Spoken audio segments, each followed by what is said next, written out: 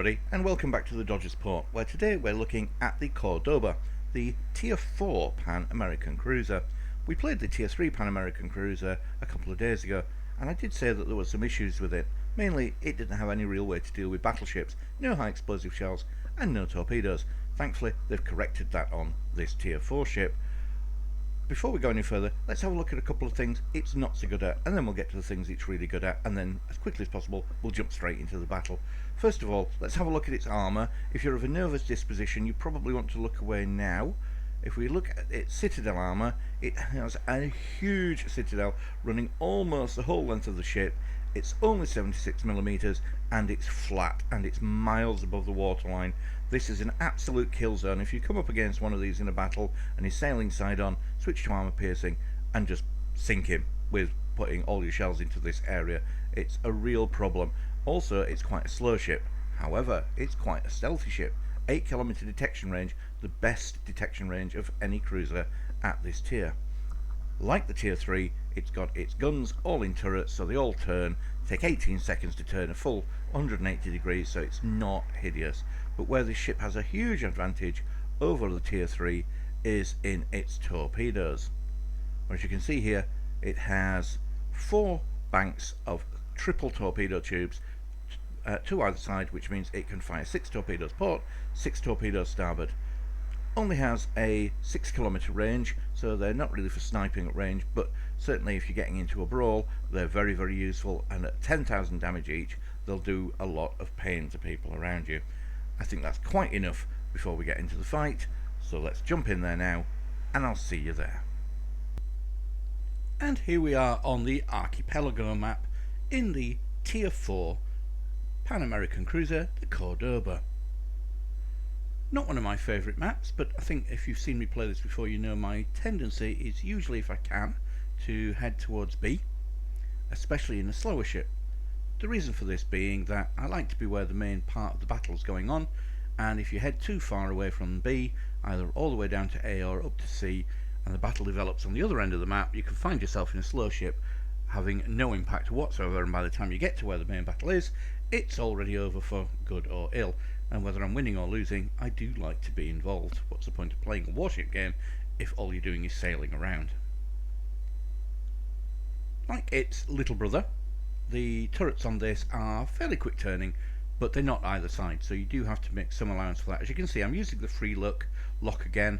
I've locked all of my guns over to the port side, knowing that I'm going to spin around here, hard turn to starboard, which means I want all of my guns good and ready to fire at anything that tries to cap B. Now, I'm not going into B. That's going to be far too dangerous in a ship this big with 2 destroyers in the battle. What I need to do is to sit slightly outside the cap zones, especially B, and see what we can do, see what damage we can cause.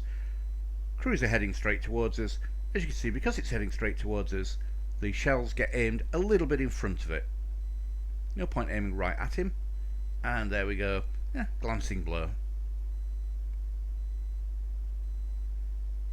The shell arc on these isn't as good as something like the Bogatia, but also it's not flat, so you can ping people over the islands. Like with most battles at the beginning, it's a case of having a really good look around, keeping an eye on the minimap, and trying to see where you can be most effective. A real blitz going on here between A and B, so we're looking for easy targets, and he looks like an easy target. Now, if you remember from the last battle with the Vicente Guerrero, or Guerrero, this ship is very good at hitting citadels, and so is this one. So while this poor chap decides he wants to sail in a nice straight line, we will oblige him by hitting him with a couple of citadels. He's not going to last very long. If we don't get him, someone else will, and there you go, someone else did. Okay. Now, I found myself, while doing that, drifting into A, not really where I wanted to be, but, you know, while I'm here, make myself useful. There's a battleship, which maybe I can torp, and there's a cruiser who I can definitely cause some grief to.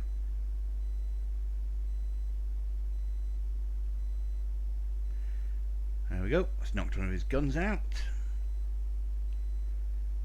Have some torpedoes, and as soon as we fire the torps, wheel away Why do we wheel away as soon as we fire torpedoes? Because there's a pretty good chance he did exactly the same. And there they are. If we carry on in a straight line, we're suddenly trying to avoid 3 well-grouped torpedoes. What I'd love to do now is to put some torpedoes into the battleship. I can't do it immediately because the sinking wreck in front of me would get in the way, and then I can't do it because my own battleship would get in the way. Please note this, people who spam torpedoes. Have a look at what damage you can do to your own friends as well as to the enemies. If I fire torps there, there's a fairly good chance that that battleship is going to get in the way. And the enemy battleship is firing torpedoes. That may take you by surprise, but the higher up you get in this game, the more things seem to have torpedoes. Long gone are the days where... Is he going to ram him? He is. Long gone are the days where the American ships were just all about guns and the Japanese ships were all about torpedoes. And the only things that had torpedoes at cruiser level were the Japanese, and no battleships did. Nowadays, everything seems to have torpedoes. Another guy sailing fairly side on, but he's a battleship, so we're not going to do a ton of damage to him. Oh my grief, we overpenned a battleship. God knows what we hit there. Must have hit part of his superstructure. I'd like to do some damage to this battleship, but he's just too far away. My torpedoes only have a 6-kilometre range, and I'm not getting that close to him, otherwise his secondaries could actually citadel me. That's how bad my citadel is. Remember from the port, what we're trying to do with this ship is make sure we're very well angled if we come up against anything that's targeting us, and we make sure that nobody puts armour piercing shells straight through us amidships. Otherwise it's probably going to lose us at least half of our health in one fell swoop. So we're a ship down, but we've capped A, but they're about to cap C, so all in all, not going brilliantly. So what do we do here? Well, one ship at a time. Let's see what we can do. He's struggling. His funnels are on fire, which means his engines are kaput. That's the technical naval term, kaput. Now, let's fire some torpedoes here, and I then suddenly realise that this ship coming around the corner is the same as me, which means he's also got a huge citadel, which we just hit 5 times. His eyes must be watering round about now. That is a very good example of why you don't sail side on in this ship. Once again, if we don't get him, somebody else will.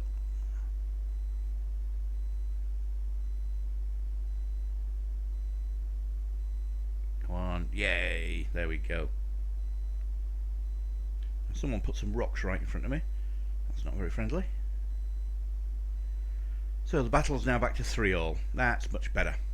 Couple of options here. Either get into B, stop them capping it, or head around this island and go and have a word with the guy who's just capped C. I'm definitely choosing the latter here. As we said, this ship's citadel is pretty poor. I don't want to be in a close quarters fight with a destroyer and a cruiser.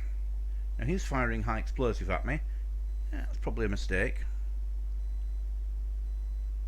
So by keeping the island here between me and these two ships, I'm happier to be one-on-one. Ooh, have 2 citadels. That's something with the ship as well. It may have a big citadel, but it's very, very good at finding everybody else's. So we'll keep the island between us so we can just concentrate on being one-on-one against this other cruiser. And that means we can stop him having any chance of citadeling us. We'll keep as many guns on him as we can, but you don't sacrifice extra guns for giving them a nice easy target. Just checking, is he hittable? No, he's not, unfortunately. Oh, our ship was though, so we're now down to 3 versus 2. I've got full health, and that's something we haven't discussed. The ship has a heal.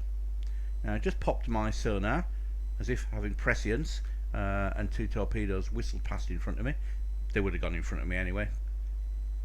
The reason I popped the sonar is because of the smoke. I wanted to make sure that, because I'm going to be heading over that way very shortly, that if the destroyer is going to hide in the smoke, he's going to get a very nasty surprise. first things first, we've got to take care of another cruiser, but this is why we came here.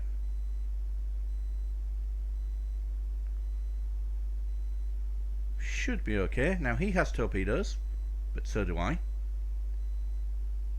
So have some torpedoes, and again, wheel away. Get out of there before he fires torps. There we go. You're dead, and your torpedoes are going very nicely astern. However, in all the excitement, what I missed is that I am the last ship. No chance for a solo hero medal here. There were only 3 of them left when I was down to being alone. Only, he says. Now I could go on Cap C, but there's really no point in that. They've got a destroyer. He's faster than I am. He could go on Cap A. If we get into a Cap war, I lose. Also, I remember that the destroyer was on fairly low health. However, the cruiser was on high health, but he did get involved in a battle recently, and yeah, looks like the battle took about half his health off him. So let's see if we can take the other half off him, while keeping an eye out for that sneaky destroyer. That's my real worry. Anything this cruiser does to me, I can heal through. Tough to heal through a whole raft of torpedoes.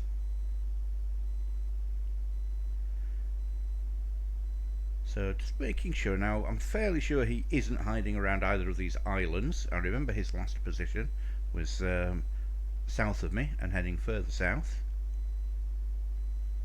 So I'm expecting that he might even be heading for A to cap it. Oh, well, if he was, he's changed his mind. There he is, steaming towards me. Priority target now, not the cruiser. As I said, the cruiser can't kill me easily. The destroyer absolutely can. That's going to smart. So you're dead, and what do we do after we've sunk the destroyer? Change direction really quickly, because there may be torpedoes, and look at that. Oh my days, yes, there were a lot of torpedoes. I'm certainly glad I didn't turn in the other direction. All we've got to do now is finish this guy off. Even if he's got torpedoes, I'm going to sink him before they get anywhere near me. There we go, and you're dead. So here we are back in the port with a victory. First time out in the ship, and it's a Kraken. Doesn't get much better than that. The playstyle of the ship felt very different from its tier 3 equivalent. I felt that the ship was impactive.